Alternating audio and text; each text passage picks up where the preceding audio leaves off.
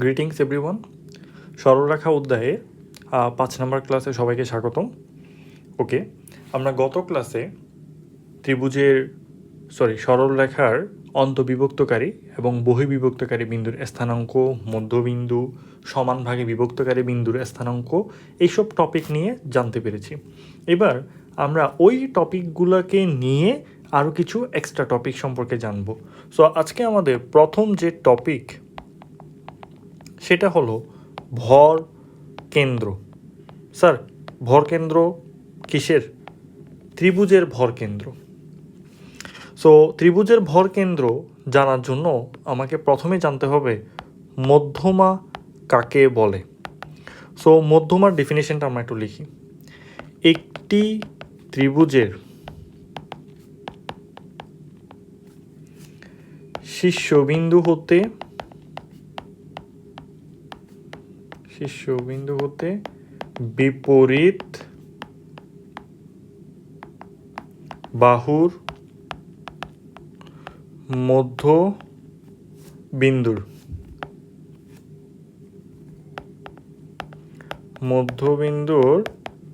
সংযোগ রেখাকে মধ্যমা বলে। জিনিসটা কেমন? ধরেন আমি একটা ত্রিভুজ চিন্তা করলাম।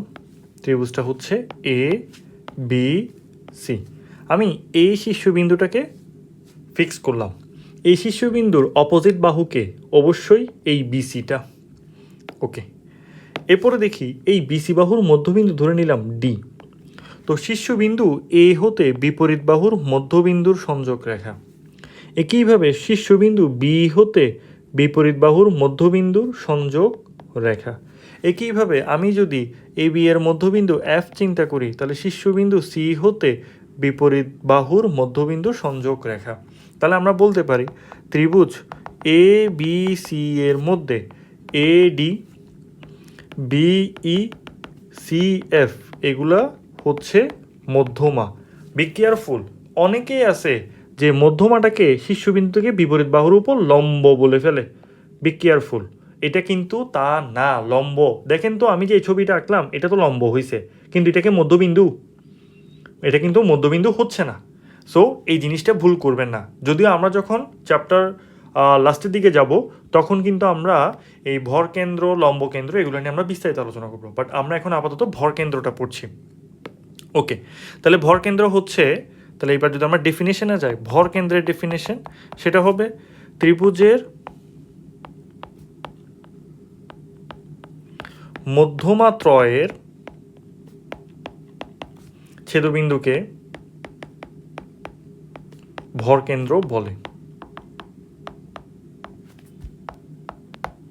অর্থাৎ আমি বলি এই যে বিই সি এফ, তারপর হচ্ছে এ ডি, এগুলো সবগুলা কোথায় গিয়ে ছেদ করছে? একটা বিন্দু জিতে। তাহলে আমরা বলতে পারি উদ্দীপকের বা উপরের ছবি থেকে জি হলো ভর কেন্দ্র। এখন আরেকটা ইনফরমেশন জেনে রাখতে হবে, নোট, সেটা হচ্ছে জি প্রতিটি মধ্যমাকে 2:1 অনুপাতে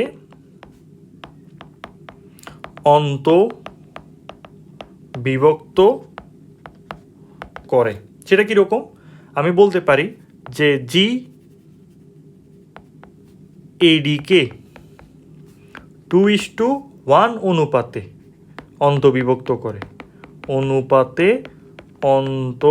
বিভক্ত করে। সেটা কীরকম? অর্থাৎ এ জি ইস্টু জিডি বলা মানে হচ্ছে 2:1। একইভাবে আমরা বলতে পারি জি বিইকে 2:1 অনুপাতে অন্তবিভক্ত করে। তাহলে এই ক্ষেত্রে আমরা বলতে পারি BG is to GE is equal to হচ্ছে 2:1। অর্থাৎ বড় অংশটা হবে 2, ছোট অংশটা হবে 1। সহজ কথায় এইসব ইনফরমেশন সবসময় মাথায় নিয়ে আমাকে অঙ্ক করতে যেতে হবে। তাহলে আমরা বুঝলাম ভর কেন্দ্র কাকে বলে। ভর কেন্দ্র হচ্ছে মধ্যমা ত্রয়ের ছেদবিন্দু। মধ্যমা কাকে বলে? শীর্ষ থেকে বিপরীত বাহুর মধ্যবিন্দুর সংযোগ রেখাকে মধ্যমা বলে। ওকে, এরপরে আসি টাইপ। আমাদের পরের টাইপটা হচ্ছে ত্রিভুজের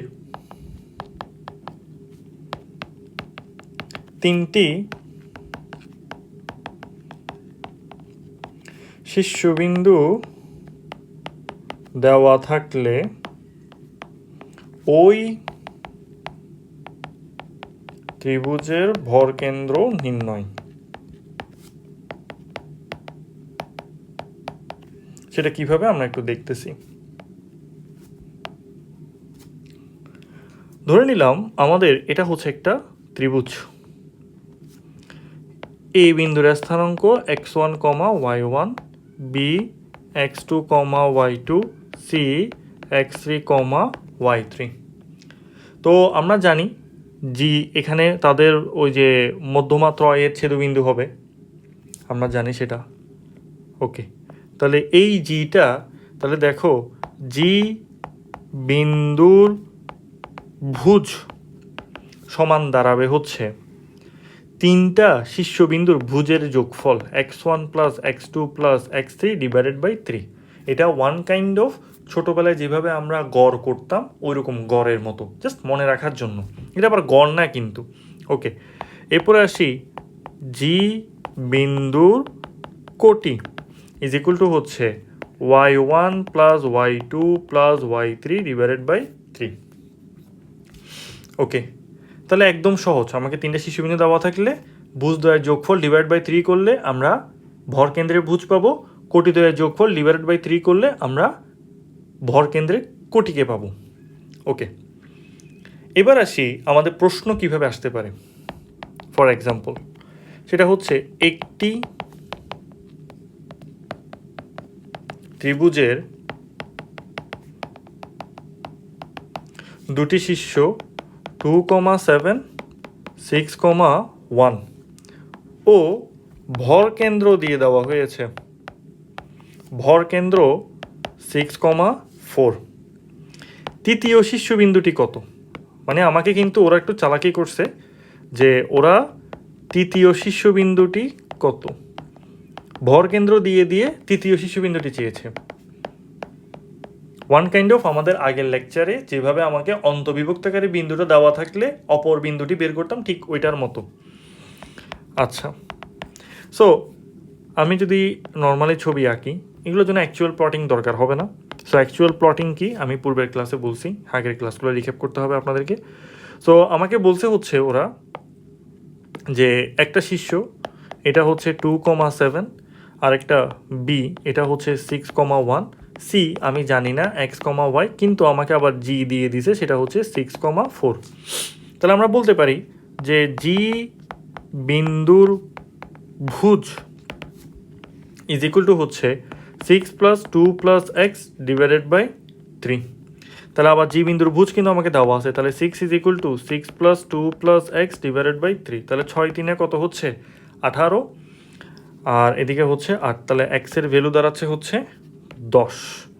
একইভাবে আমরা যদি বলি জি বিন্দুর কোটি সমান হচ্ছে আমাদের 1 plus 7 plus y divided by 3। আবার কোটি এর ভ্যালু আমাকে দিয়ে দিয়েছে, সেটা হচ্ছে 4, 8 প্লাস ওয়াই ডিভাইডেড বাই 3। তাহলে 4 3 12, 8 থেকে 12 গেলে ওয়াই ইজ ইকুয়াল টু হচ্ছে 4। তাহলে সুতরাং আমাদের C x, y is equal to হচ্ছে 10, 4। হ্যাঁ, একটা কথা বলে রাখি, আমি যে ক্লাসগুলো নিই এখানে অঙ্ক বা উদাহরণগুলো আমি তৎক্ষণাৎ করি, আগের থেকে কোনো সলভ করে নেওয়া হয় না। সো হতে পারে মাঝে মাঝে আমার যোগ বা বিয়োগে স্লাইড ভুল হতে পারে। সো ওই ভুলগুলা আপনারা আমাকে কমেন্ট বক্সে জানালেই হবে, কোনো সমস্যা নেই। ওকে, সো এখন আসি, এটা একটা ম্যাথ। তার মানে আমরা কি করলাম, ভর কেন্দ্র বের করতে দেয়নি, কিন্তু ভর কেন্দ্রকে ইউজ করে অন্য একটা শীর্ষবিন্দু বের করেছি। ওকে, এরপরে আসি আমাদের পরবর্তী একটা মজার এক্সাম্পল। মজার এক্সাম্পলটা কীরকম সেটা একটু দেখি। একটি ত্রিভুজের শীর্ষবিন্দু হচ্ছে AT1 square, 281, AT2 square, 282, AT3 square, 283। যদি ভর কেন্দ্রটি এক্স অক্ষের উপর অবস্থিত হয় তবে প্রমাণ করো T1 plus T2 plus T3 is equal two 0। একদম সহজ, একদম সহজ। আমি একটা র্যান্ডম ছবি আঁকি যেখানের মধ্যে আমি একটু বসাই দিই a T1 square 2 a T1, a T2 square 2 a T2, a T3 square 2 a T3। এখন আমাকে বলেন তো এখানে যে ভর কেন্দ্রটা আছে জি, ওদের কথা মতে আমি একটু দেখাই, ওদের কথা মতে এই জিটা কোথার উপর অবস্থান করতেছে? এক্স ও বা এক্স প্রাইমের উপর, মানে ও না, মানে ব্যাপারটা হচ্ছে এক্স অক্ষের উপর অবস্থান করতেছে জিটা। এখন আমাকে একটা কথা বলেন তো, জি এক্স অক্ষের উপর অবস্থিত, অর্থাৎ আমরা কি বলতে পারি? জি বিন্দুর কোটি সমান 0 হবে। মানে এটা একটা আমরা জিনিস পেয়ে যাই, আমরা জানি যে কি এক্স অক্ষের উপর ওয়াইয়ের মান 0, আবার আমরা জানি ওয়াই অক্ষের উপর এক্সের মান 0। সো আমরা এখন যেহেতু আমাকে বলেছে যে আমার ভর কেন্দ্রটা এক্স অক্ষের উপর অবস্থিত, তাই আমরা বলতে পারি যে জি বিন্দুর কোটি হচ্ছে 0। ওকে, তাহলে এখন আমরা ইউজ করি নাও।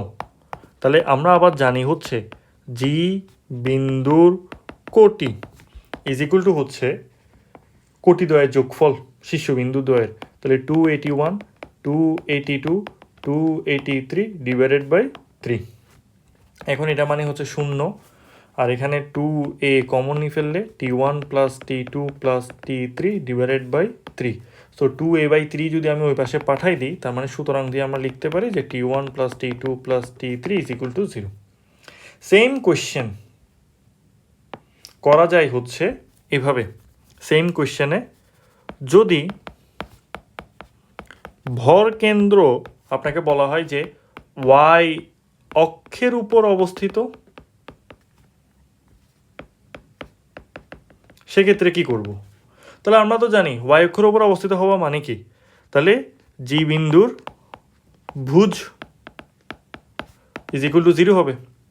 আবার আমরা জানি জি বিন্দুর ভুজ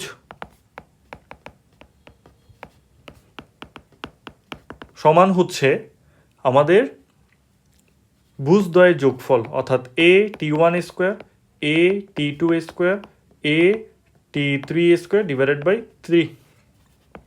ভুজ হচ্ছে 0, একে কমন নিয়ে ফেলি, তাহলে T1 square T2 square T3 square divided by 3। তাহলে এই পাশে যদি পাঠাই দিই, তাহলে সুতরাং আমরা লিখতে পারি T1 square T2 square T3 square is equal two 0। Okay, so পরীক্ষায় আপনাকে প্রশ্ন ঘুরিয়ে দিয়ে ওয়াই অক্ষের উপর ভর কেন্দ্র অবস্থিত এটা বলতে পারে। সো তখন আমাদের এটা আসবে। সো এগুলো কিন্তু আবার মুখস্থ করার কিছু নাই যে এরকম প্রশ্ন হলে ওয়াই অক্ষের উপর বললে এটা হবে, এক্স অক্ষের উপর বললে এটা হবে, ব্যাপারটা এরকম না। জিনিসটা বুঝে বুঝে করেন, একদম সহজ, মাথায় প্রেশার দেওয়ার কোনো দরকার নেই। সিম্পলি মেথড অ্যাপ্লাই করতে থাকেন, নিজেও খুশি থাকবেন, মাথায় অশান্তি লাগবে। ওকে, এরপর আসি আমাদের আরেকটা এক্সাম্পল আমি দিই। এটা যদি আমি হোমওয়ার্ক দিয়ে দিব, পুরোটা আমি করে দিব না, জাস্ট একটু বুঝাই দিব, ভর কেন্দ্র রিলেটেড ম্যাথ। সেটা হচ্ছে একটি ত্রিভুজের BCCAO এ বি বাহুর মধ্যবিন্দু যথাক্রমে 2,4 5,0 ও 4,-2 ওই মধ্যবিন্দু ত্রয় দ্বারা গঠিত ত্রিভুজের ভর কেন্দ্র নির্ণয় করো। সো জিনিসটা কীরকম? আমাকে একটা ত্রিভুজের কথা বলা হয়েছে A B C. So A B বাহুর মধ্যবিন্দু বলতেছে ওরা 4,-2। এসি বাহুর মধ্যবিন্দু বলতেছে 5,0 এবং বিসি বাহুর মধ্যবিন্দু হচ্ছে 2,4।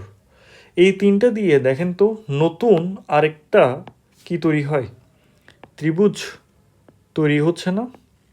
সো আমাকে এই ত্রিভুজটার আবার ভর কেন্দ্র জি বের করতে বলতেছে। শেষ। তার মানে এখন আমরা এবিসিকে নিয়ে চিন্তা করব না, এগুলোকে নতুন নাম দিই, ধরলাম এটা হচ্ছে ডি, এটা হচ্ছে ই, এটা হচ্ছে এফ। সো আপনারা কি করবেন, ডিইএফ ডিইএফ এর ভর কেন্দ্রটা বের করবেন, ভর কেন্দ্রটা ফাইন্ড আউট করবেন। সো ডিইএফ এর কিন্তু যদি আমি ত্রিভুজ ডিইএফ চিন্তা করি তাহলে ডিইএফ এর কিন্তু শীর্ষবিন্দু দেওয়া আছে, ডিও আছে, ইও আছে, এফও আছে। সো আমরা পূর্বের সূত্র অ্যাপ্লাই করে বাকিটা আমরা করে ফেলতে পারবো। সো এটা আপনারা হোমওয়ার্ক করে নিতে পারেন। ওকে, সো এখন আসি আমাদের পরবর্তী টপিক। সো পরবর্তী টপিকে যাওয়ার আগে আমরা কিছু নোট দিচ্ছি। নোটগুলো কীরকম? নোটটা হচ্ছে, আমরা একটি ক্লাসে বিভিন্ন ক্ষেত্র রিলেটেড বিভিন্ন ইনফরমেশন জেনেছিলাম। এবার আমরা আরেকটা ইনফরমেশন দিব, সেটা হচ্ছে চতুর্ভুজের ক্ষেত্রে। তো চতুর্ভুজের ক্ষেত্রে প্রথমে আসি আয়তক্ষেত্র। আয়তক্ষেত্র জিনিসটা কেমন আমরা তো জানি, আমরা এগুলো আগের ক্লাসে বলেছি। সেটা হচ্ছে কি, বিপরীত বাহুদের পরস্পর সমান এবং সমান্তরাল, এ বি সি ডি। কিন্তু একটা কথা গত ক্লাসে বলা হয়নি, সেটা হচ্ছে কি, কর্ণদ্বয় সমান, এটাও বলা হয়েছে, কিন্তু তাদের কর্ণদ্বয় পরস্পরকে সমদ্বিখণ্ডিত করে। কর্ণদ্বয় পরস্পরকে সমদ্বিখণ্ডিত করে। সেটা কীরকম? সেটা আমরা বলতে পারি যে ডি বিন্দু বিডি এর মধ্যবিন্দু, আবার বলতে পারি ডি বিন্দু এসি এর মধ্যবিন্দু। এই ইনফরমেশনটা আমাদের কাজে লাগবে। ওকে স্যার, এটা কি শুধু আয়তক্ষেত্রের জন্য? না, এটা আয়তক্ষেত্র, বর্গ, সামন্তরিক এবং রম্বস সবার জন্য সেম, অর্থাৎ কর্ণদ্বয় সবসময় সমদ্বিখণ্ডিত হবে। এখন আমরা, স্যার এই জিনিসটা আপনি কেন বলতেছেন? সমদ্বিখণ্ডিত হওয়া মানে কি? এই যে এখানে একটা মধ্যবিন্দু বলে ফেললাম না, মধ্যবিন্দুর কনসেপ্ট কিন্তু আমরা আগে পড়ে আসছি। জেনারেলি মধ্যবিন্দু বলে হচ্ছে x1 plus x2 divided by 2, y1 plus y2 divided by 2। এই জিনিসটাকে ইউজ করে এখন আমরা কিছু ম্যাথ করব। টাইপে আসি, আমাদের টাইপটা হচ্ছে চতুর্ভুজের। স্যার চতুর্ভুজগুলো কীরকম? চতুর্ভুজের বলতে আমাদের এখানে স্পেসিফিক চতুর্ভুজ, সেটা হচ্ছে আয়ত, বর্গ, সামন্তরিক অথবা রম্বস। চতুর্ভুজ বলতে ট্রাপিজিয়াম না, কিন্তু এখানে ট্রাপিজিয়াম নিয়ে কোনো কিছু আলোচনা করা হবে না। ওকে, সো রম্বসের তিনটি শীর্ষবিন্দু প্রদত্ত হলে চতুর্থ শীর্ষবিন্দু নির্ণয় করো। চতুর্থ শীর্ষবিন্দু নির্ণয়। সো আমরা একটা এক্সাম্পল করি, সেটা হচ্ছে এ বি সি ডি আয়তের চারটি বলবো না আমরা, তো তিনটি আয়তের তিনটি শীর্ষবিন্দু এ 3,2, বি 2,-1, সি 8,-3 হলে ডি ইজ ইকুয়াল টু কত? সো এখন এই ক্ষেত্রে সলিউশন আমরা অ্যাকচুয়াল প্লটিং করতেও পারি, নাও করতে পারি। কারণ হচ্ছে কি, আমাকে এখানে স্পেসিফিকলি বলে দিছে এ বি সি কারা কারা। তাহলে আমরা বলতে পারি, যদি আমরা একটা আয়তক্ষেত্র চিন্তা করি,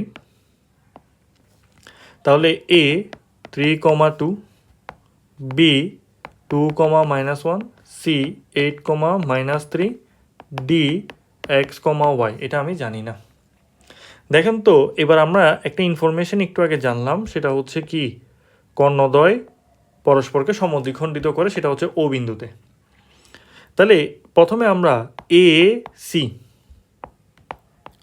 কর্ণের মধ্যবিন্দু ও বের করতে পারি। তাহলে ও এর ভুজটা একটু বের করি তো আগে। ভুজ হচ্ছে কত?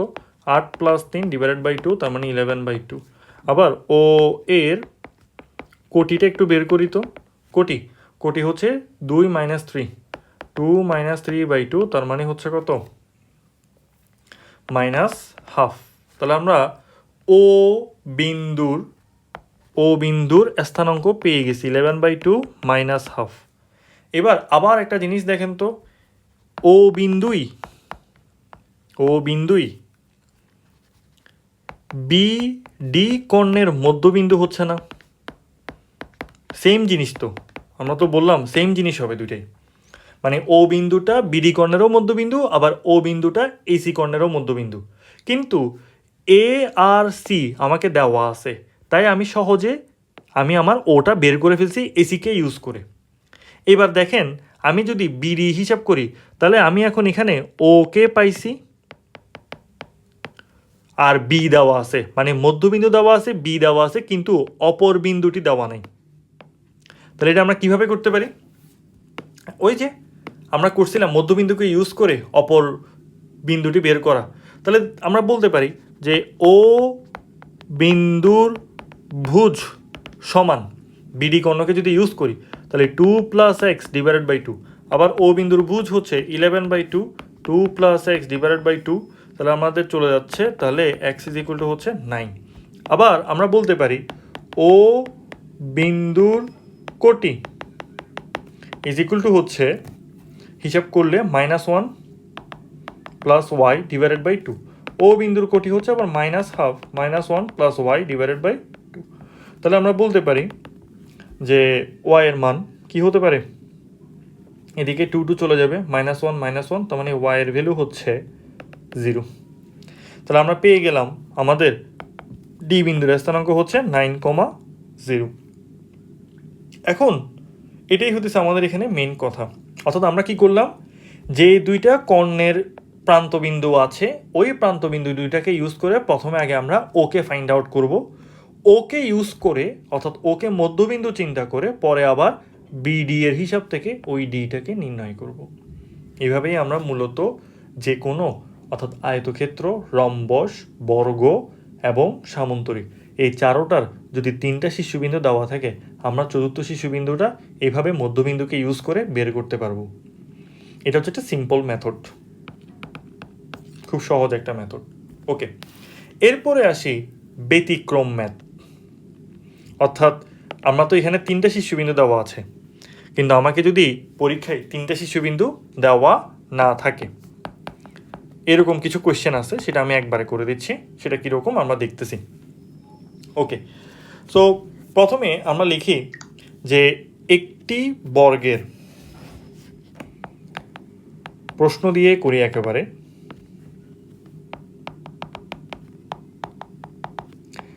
একটি বর্গের কর্ণের প্রান্তবিন্দু 5,0 ও 9,4, অপর কর্ণের প্রান্তবিন্দু কত?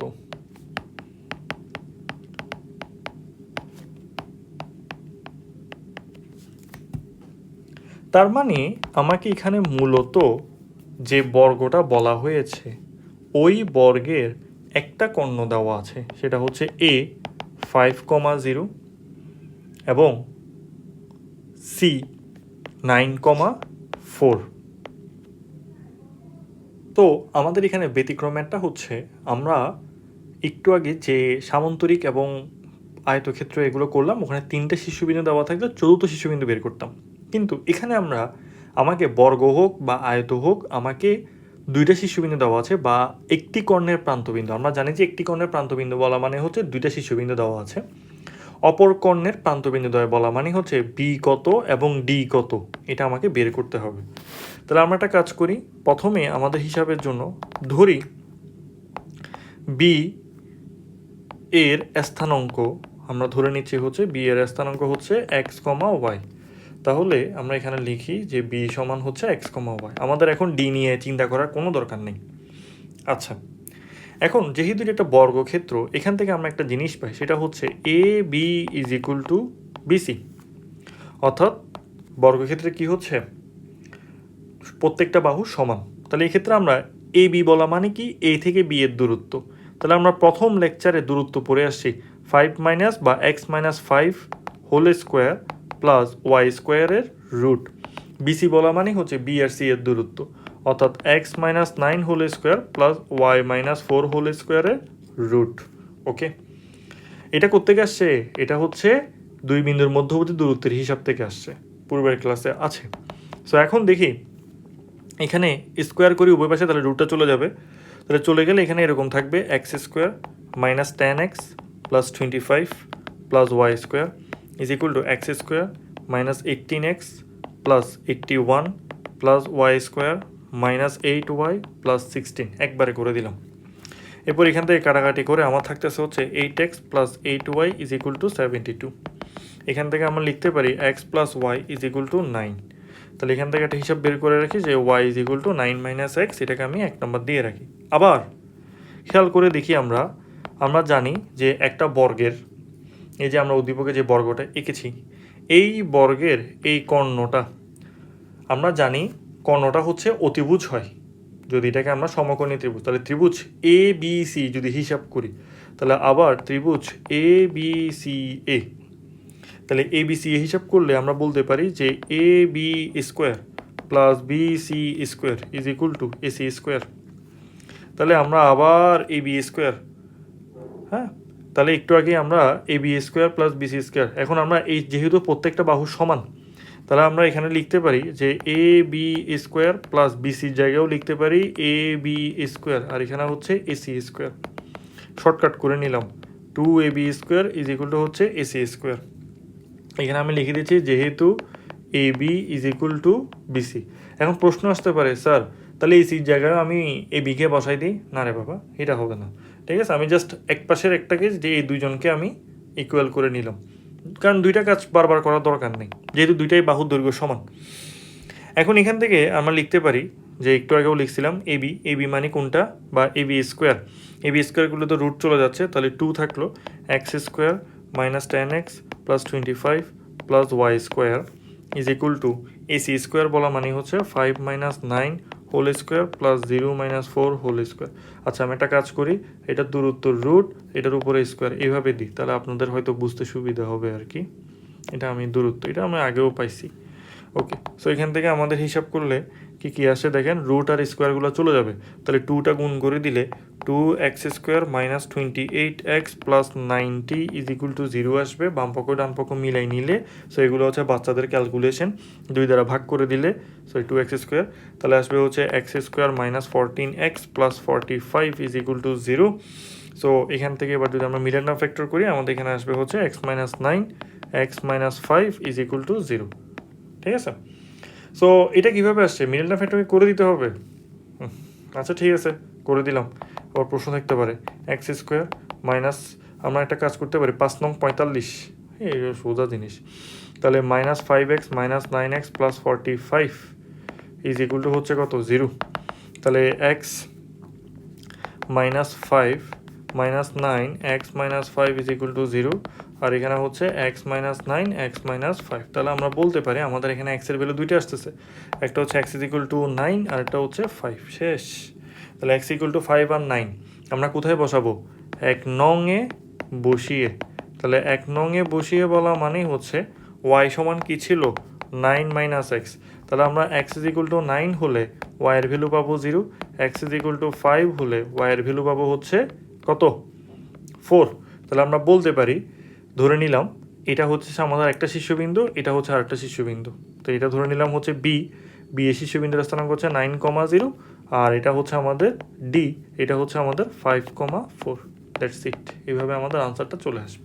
সো কারো যদি এই জায়গাটাতে যদি একটু কনফিউশন মনে হয়, আসলে এটা খুবই একটা সহজ ব্যাপার, কোনো কনফিউশনের কিছু নেই। আমি আরও উল্টা কনফিউশন না হওয়ার জন্য আমি রুট আর স্কোয়ারটা রেখেছি। প্রথমে আমি স্কোয়ারের কারণে রুটটা একেবারে বাদ দিয়ে দিয়েছিলাম, মানে কাজ করে ফেলছিলাম আর কি। ওকে, সো এটা গেল হচ্ছে আমাদের রেখা বিভক্তকারী বিন্দুর স্থানাঙ্ক, বহির্বিভক্তকারী, মধ্যবিন্দু, এগুলা দিয়ে যত রকমের ম্যাথ হতে পারে সবগুলার একদম বেসিক টাইপ ধরে ধরে ম্যাথ করিয়ে দেওয়া। এখন এগুলার কি আছে, আরও ম্যাথ আছে, অর্থাৎ সংখ্যা ভিন্ন কিন্তু প্রশ্ন একই। সো আপনারা কি করবেন, একটা একটা করে এক্সাম্পল করে ফেলবেন। সো সুন্দর নোট খাতা করবেন, নোট খাতা করে করে এভাবে শেষ করে ফেলবেন। ওকে, আজকে এতটুকুই, সামনে আবার দেখা হবে ইনশাল্লাহ।